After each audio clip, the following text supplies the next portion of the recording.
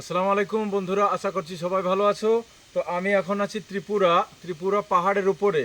তো সেই বইয়ে পড়েছিলাম রাবার চাষ করা। তো রাবার চাষ করা হয় সেটা আমি স্বচক্ষে দেখছি, যে এটা হলো রাবার গাছ। আর এই যে এখান থেকে রাবারের, এটা কি বলে, কষ রাবারের কষ এই বাটিতে, এই কোটাতে ভর্তি হচ্ছে। সেইগুলো নিয়ে যে ওই কারখানায় বিভিন্ন রকমভাবে তৈরি হয়। এটাকে জমাট বেঁধে ওরা বিভিন্ন রকমভাবে আরও অন্য জায়গায় পাঠায়। তো এখানে ত্রিপুরার যে রাবার আছে, আমাদের ভারতবর্ষে কেরলের পরেই আমাদের এই ত্রিপুরার এই রাবার বিখ্যাত। আর ভিডিওটা ভালো লাগলে বন্ধুদের সাথে শেয়ার করো।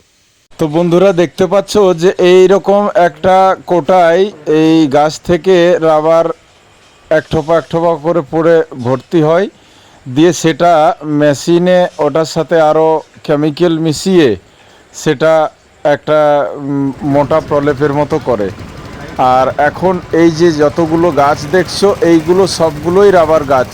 ওই রাবার গাছের গোড়াতে করে একটা ছোট্ট করে কৌটা বাঁধা আছে। আর এইটা তৈরি করার পরে এরা 100 বা 120-130 টাকা করে কেজি হিসাবে সবাই বিক্রি করে, তাদের এটাই জীবিকা। তো আমরা এখন আছি পাহাড়ের প্রায় অনেক উপরে। তো সত্যি এখানকার পরিবেশটা খুব সুন্দর, আমার খুব ভালো লাগলো। আমার সাথে জামশেদ ভাই আছে, আর আছে আমজাদ ভাই আর সাইফুদ্দিন ভাই। তো এদের সাথে আজকে সোনামুড়া ঘোরার উদ্দেশ্যে বেরিয়েছিলাম।